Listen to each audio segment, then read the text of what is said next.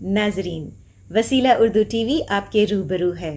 خبر کی صداقت اور شفافیت کا علم بردار چینل وسیلہ اردو ٹی وی۔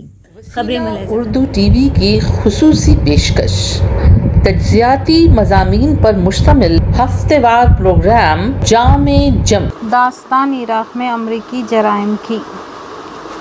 تحریر ڈاکٹر عبدالقیوم، ایسوسی at professor, Maulana Azad national university Hyderabad. پیشکش ڈاکٹر سیدہ گوہر۔ 1968 میں عراق میں باث پارٹی کے تعلقات کے بعد عراق اور امریکہ کے درمیان تعلقات کی نوعیت کبھی سرد کبھی گرم کی رہی ہے۔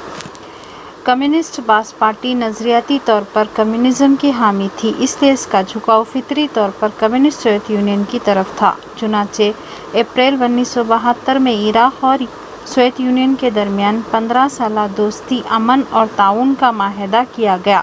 اس طرح اب عراق امریکی معاہدہ سینٹو 1955 کا فریق نہیں، جو اس وقت سرجنگ کے دوران میں امریکی مفادات کی تکمیل کا ذریعہ تھا، اور جب 1979 میں عراق کا عنان حکومت صدام حسین کے ہاتھوں میں آیا تو عراق مکمل طور پر کمیونسٹ آئیڈیالوجی کے ساتھ پین عرب اور بعد میں پین اسلامزم کی بات کرنے والا ملک بن گیا۔ چنانچہ عرب اور اسلامی ممالک کی اس کی وخلط میں اضافہ ہوا۔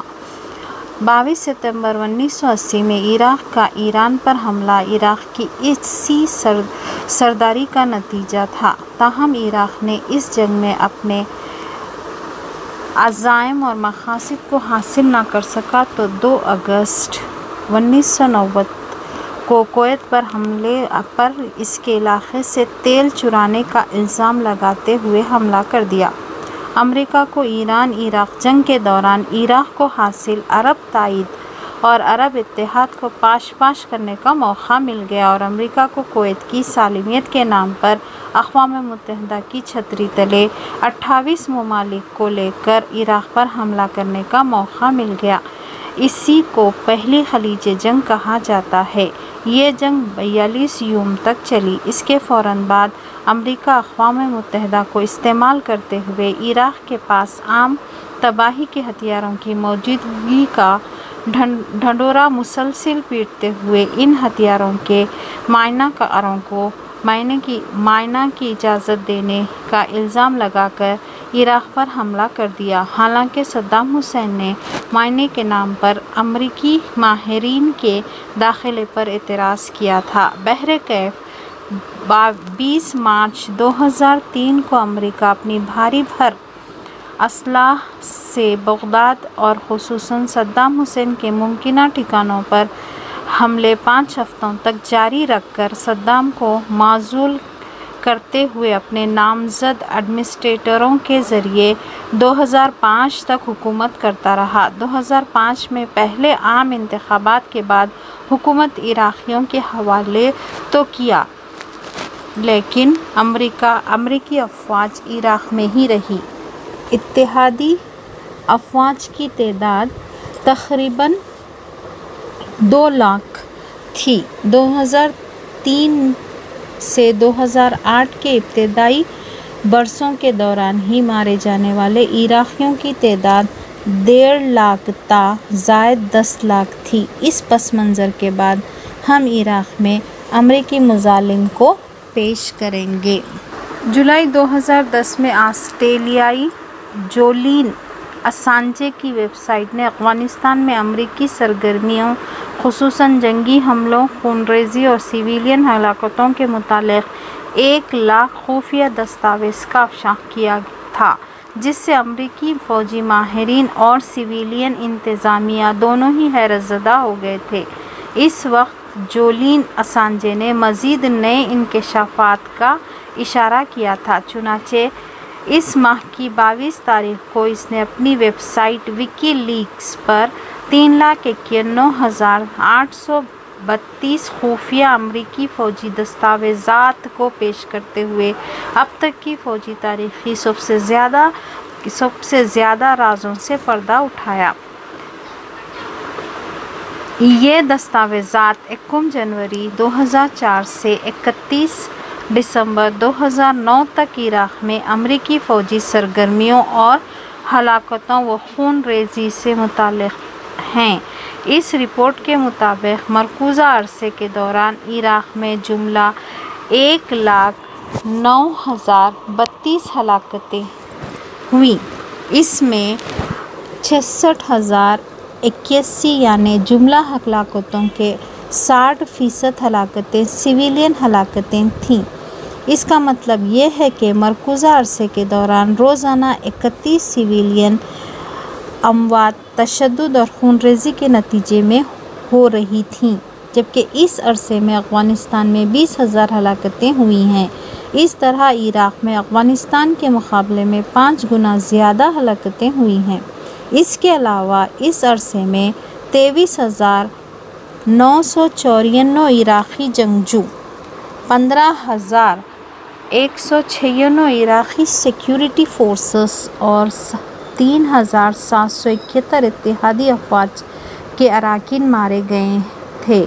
وکی لیکس نے ان رازوں کی دستاویزات کو سابق کی طرح امریکی اخبار نیوکلیئر ٹائمز، برطانوی اخبار گارڈین اور جرمن اخبار ڈیر اسپیگل کے حوالے کی ہیں۔ ان دستاویزات کو عراق میں ہوئے خونی تشدد کی لمحہ بلمحہ رپورٹنگ کی گئی ہے، لیکن افراد، تنظیموں یا عہدیداروں کے ناموں کو اس رپورٹنگ میں سے حذف کیا گیا ہے، جس سے یہ معلوم ہوتا تھا کہ کس عہدیدار کے حکم یا کہنے پر کس نے یہ کارروائی کی ہے۔ ان دستاویزات میں بتائے ہوئے واقعات کو اگرچہ علیحدہ سرخیوں کے ذریعے پیش کیا گیا ہے، لیکن مجموعی طور پر تمام ریکارڈ میں جو باتیں نمایاں طور پر ابھرتی ہیں، ان کے ذریعے اس کا تعلق عراق میں امریکی اور عراقی فورسز کی زیادتیوں اور عراقی جیلوں میں ہی نہیں بلکہ کھلے آسمان کے نیچے، گاؤں، شہروں، گلیوں کوچوں میں تک انسانی حقوق کی بدترین خلاف ورزیوں سے ہے۔ ان دستاویزات میں بہت سے ویڈیو ٹیپس بھی ہیں جو امریکی و عراقی فورسز کی جانب سے انسانی حقوق کی خلاف ورزیوں کی منہ بولتی تصویر ہیں۔ اتنے بڑے پیمانے پر انسانی حقوق کی خلاف ورزیوں کو دیکھ کر دنیا حیرت زدہ تھی۔ دوسری طرف امریکہ محکمہ دفاع، پینٹاگون اور انتظامیہ وکی لیکس کے سربراہ سے کہا ہے کہ وہ ان خفیہ دستاویزات کی اشاعت سے باز آئیں اور انہیں انتظامیہ کو واپس کر دیں، چونکہ ان دستاویزات میں تقریباً 15,000 دستاویزات اور رپورٹس افغانستان میں جاری جنگ سے متعلق ہیں، جن کے منظر پر آنے سے افغانستان میں لڑ رہی امریکی اور ناٹو افواج کے لیے مشکلات میں مزید اضافہ ہو سکتا تھا۔ دوسری طرف ایمنسٹی انٹرنیشنل نے بھی ستمبر 2010 میں عراق میں انسانی حقوق کی خلاف ورزیوں سے متعلق ایک رپورٹ جاری کی تھی۔ اب ان نئے انکشافات کو دیکھتے ہوئے ایمنسٹی انٹرنیشنل نے امریکی حکومت سے قیدیوں کے ساتھ کی ہوئی بدسلوکیوں کی جانچ کا مطالبہ کیا تھا۔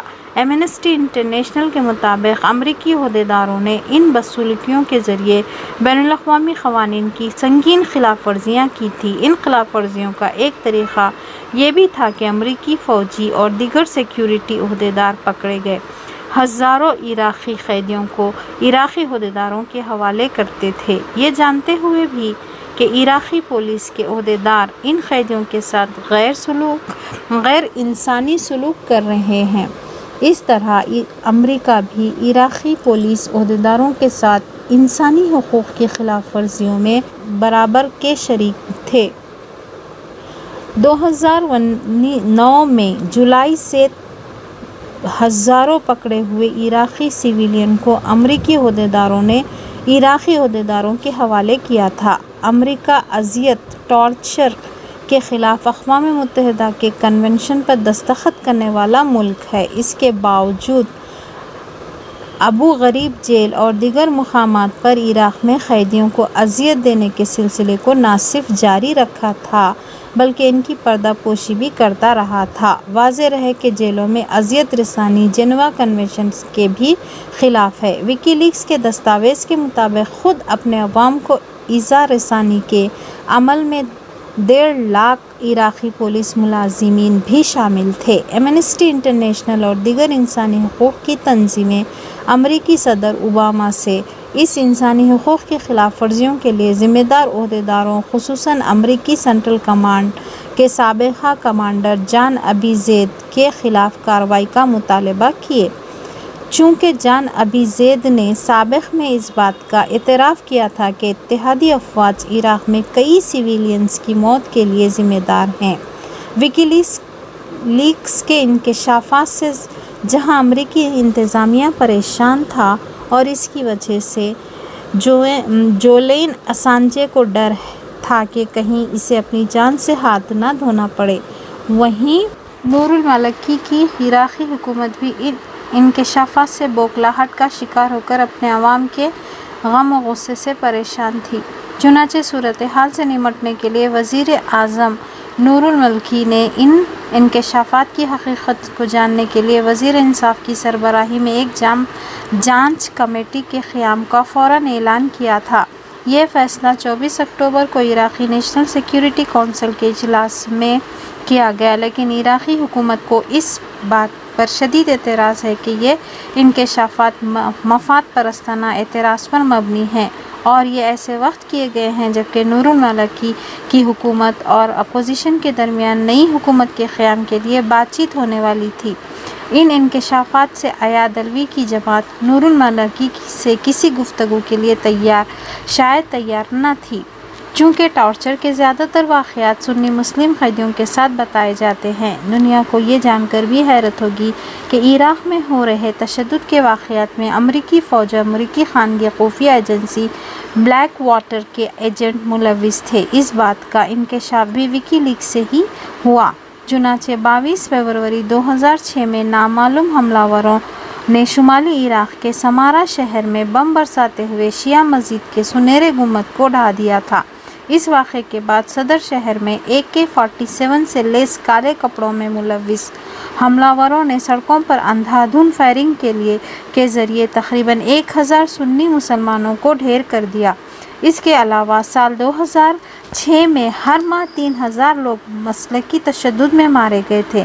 ان تمام واقعات کے پیچھے امریکہ اور اس کے سرکاری و خانگی ایجنٹس بلیک واٹر کا ہاتھ تھا۔ اس سے معلوم ہوتا ہے کہ امریکہ نے عراق میں پھوٹ ڈالو اور حکومت کرو کی پالیسی کو اپنایا تھا اور عراق میں جاری خانہ جنگی کی سازش خود امریکہ نے رچی تھی۔ اس بات کی صداقت کا اندازہ اس بات سے بھی لگایا جا سکتا ہے کہ صدام حسین کی حکومت کے زوال کے دن عراقی عوام بینکوں اور میوزیم کو لوٹ رہے تھے، لیکن امریکی افواج خاموش تماشائی بنی بیٹھی تھی۔ تشدد کا ہر واقعے کے بعد امریکی وزیر دفاع ریمس فیلڈ نے القاعدہ یا عراقی عوام کو ہی ذمہ دار قرار دیا تھا اور تشدد، ایذا رسانی اور فوجی زیادتیوں کی بہت سی خبروں کو تو ریمس فیلڈ نے جھوٹ کا پلندہ قرار دیا تھا۔ ایک اور واقعے میں 22 اگست 2006 میں عراق میں ہوئے ایک بم دھماکے کے بعد اس مقام پر بلیک واٹر کے ایجنٹس اندھا دھند فائرنگ کرتے ہوئے پائے گئے تھے۔ اس طرح 16 ستمبر 2007 کو بلیک واٹر کے ایجنٹس نے بغداد کے نصور چوراہے پر نہتے شہریوں پر فائرنگ کرتے ہوئے 17 شہریوں کو ڈھیر کر دیا تھا۔ اس کے باوجود حیرت انگیز طور پر بڑے پیمانے پر حکومتی کنٹریکٹس اس بلیک واٹر کو دیے جاتے رہے ہیں۔ وکی لیکس کے انکشافات میں عراق میں مسلکی تشدد کو ہوا دینے میں ایران کے ہاتھ کی بھی نشاندہی ہوئی ہے۔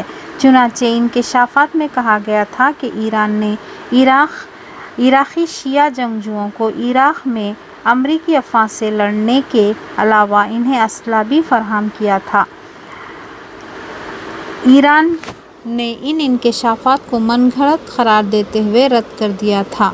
ایران کے وزیر خارجہ منوچر متقی نے عراق کے اندرونی معاملات میں کسی بھی طرح کی ایرانی مداخلت سے سرے سے انکار کر دیا اور عراق میں نئی حکومت کے قیام کے لیے ہو رہی بات چیت کو متاثر کرنا ان انکشافات کا مقصد قرار دیا تھا۔ پینٹاگون نے بھی وکی لیکس کے انکشافات میں 15,000 دستاویز کو ایران سے متعلق ہونے کی بات کہی ہے۔ ایران کا امریکہ کے خلاف کسی کی تربیت کرنا یا انہیں اسلحہ فراہم کرنا کوئی تعجب خیز بات نہیں ہے، اور امریکی و مغربی میڈیا عراق میں ایران کے رول کو بڑھا چڑھا کر پیش کرتے رہے ہیں تاکہ عراق میں امریکی زیادتیوں کے اثر کو ممکنہ حد تک کم کرنے کی کوشش کی جا سکے، لیکن عراق کے ابو الغریب جیل یا گوانتانامو جیل خانے میں کیے ہوئے غیر انسانی سلوک کی داستانیں امریکی سماج اور دانشوروں کے چہرے پر کالک مل رہی ہیں۔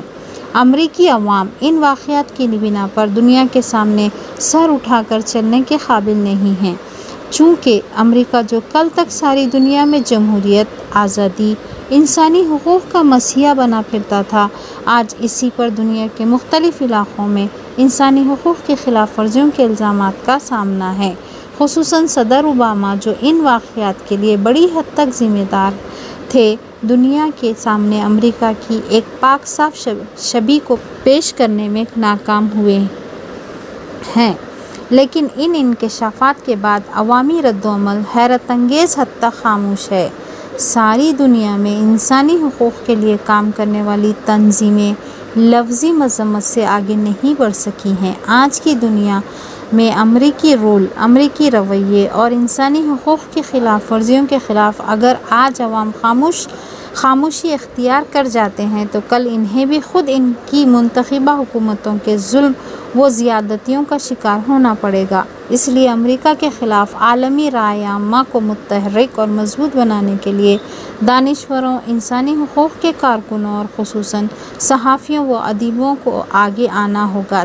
اتنا ہی نہیں بلکہ انہیں بین الاقوامی کرمنل کورٹ میں سابقہ امریکی حکمرانوں کے خلاف مقدمہ دائر کرتے ہوئے ان کی گرفتاری کے وارنٹ پر زور دینا چاہیے۔ جب بین الاقوامی کرمنل کورٹ سوڈان میں ڈارفور میں انسانی حقوق کے خلاف ورزیوں کے الزام میں سوڈان کے صدر کی گرفتاری کے لیے وارنٹ جاری کر سکتی ہے تو پھر کیا وجہ ہے کہ یہ عدالت سابقہ امریکی صدور کے خلاف جو عراقی اور دنیا کے دوسرے ممالک میں انسانی حقوق کی سنگین خلاف ورزیوں کے مرتکب ہیں وارنٹ جاری نہ کرے؟ یہ تبھی ممکن ہو سکے گا جب کوئی اس عدالت سے رجوع ہو کر اپنے مقدمے کو امریکی حکمرانوں کے خلاف مضبوطی سے پیش کرے۔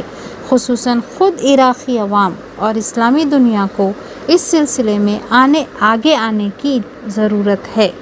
وسیلہ اردو ٹی وی کی خصوصی پیشکش، تجزیاتی مضامین پر مشتمل ہفتہ وار پروگرام جام